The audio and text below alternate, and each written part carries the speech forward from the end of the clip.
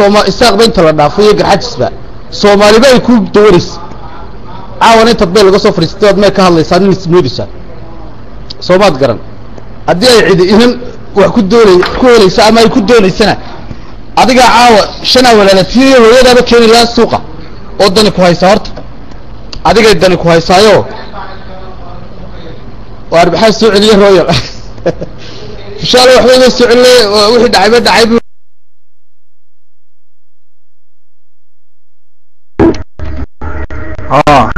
ما ما استعبر waxaas waxa weyn laba sanadood hoos fadhiday baad ayaadi sida muxuu ahay jiray waxaas oo dhan ayad wada dhigaysatay anuu weyn horta wada xiisaysaayo sidii ma garanaysaa inaan yaroo inaan wasa doonaysa ayaad meelahan gala iyo halkan deganaya waxaas soo waraysataa min makhluud ahaan jiray baa leeyahay hadduu gala ka mahmaaho wuxuu kuugu mahmaahaya waa meheradiisi baa leeyahay annagu ma naarag nin la waso nin wasa ma naarag waxaanaad ku mahmaahaysa iyo waxan wax weey adiga injirka dambe ku booday adiga ftada laga wasi jiray adiga waxaan hidow lahaa adiga beeday lagu dhalay markii hore hidiya dhaqan waxaan idinka u lahaa shaqada adiga noodaysa nin barbari isagoo ma garanaysa jeel ku jira ayaa lagu wasay kadibna markuu soo baxay markii la wasayba ayaa wax lagu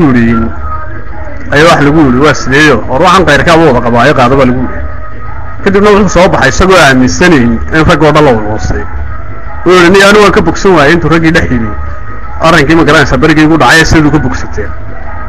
marka cilmigan aad ku dhacay sidii ninkii oo kale inta halkan timaado inaad tiraahdo meel rag waaweyn oo rijaalaayo ma garanaysa doobiya ay joogaan inaad tiraahdo nin baa la wasay iyo naag baa la wasay war qodob cad baa lagu hayaayo intii nin uga fataasho tiriska ma qaban karayee hebel oo qaado oo ma garanaysa iga ribay waa lagu hayaayo iska difaac waxba ma garanaysa anigu halkan aad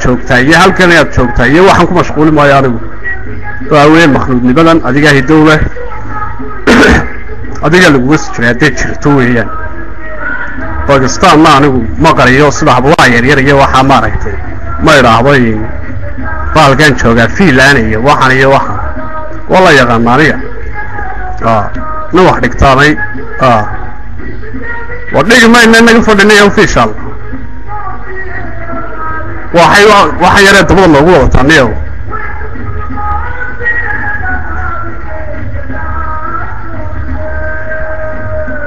waxaan waa sideenayo waxa weeyaan war waan dhigaya anigu ninkan ku dheeraan maayo waan dhigaya waxa weeyaan halka waxaan u joogo la yaqaana nin jaamacad kamida jaamacadaha ugu caansan dalka Pakistan ninka dhigtaanay wax nin maxaa ku raadayay last semester ku jiraanay wala yaqaana britole nin maxaa ku raadayay uu soo bartay la soo noqonayaan walkeeda war anigu ku xasayn maayo waxaan aad ka hadlaysiyo waxaan waxaan aad ka hadlaysiyo waxaan anu mabaamisniba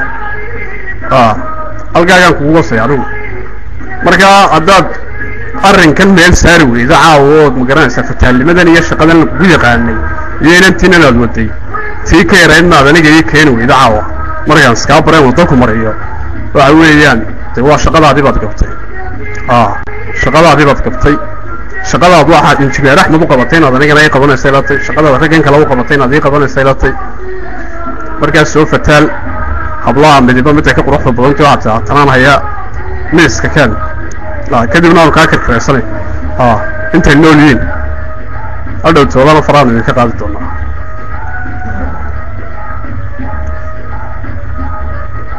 waxa weeyaan markaa